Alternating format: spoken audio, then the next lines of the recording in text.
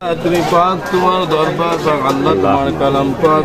আমরা গুনাহগার, হায় আল্লাহ, পবিত্র জুম্মার নামাজের পর সাহেবে দাওয়াতের বাসায় এসে তিলাওয়াতে কারিমা দরুদ সালাম আদায় করে তোমার শাহী দরবারে হাত তুলে দিয়েছি। মেহেরবানি করে আল্লাহ আমাদের তিলাওয়াতে কারিমার সকল ত্রুটি ক্ষমা করে দাও। হায় আল্লাহ, কালামুল্লাহ শরীফ তিলাওয়াতের সালাম আমাদের প্রত্যেকের জীবনের গুনাহগুলো তুমি মাফ করে দাও। আল্লাহ, যারা উপস্থিত আছে আল্লাহ তাদের গুনাহ মাফ করো, যারা অনুপস্থিত তাদের গুনাহগুলো মাফ করে দিও। হায় আল্লাহ, যারা বড় তাদের গুনাহ মাফ করো। আপনারা এতক্ষণ দেখলেন যে মজলিসের জন্য দোয়া করতেছে, একজন মারা গেছে এরকম আর কি।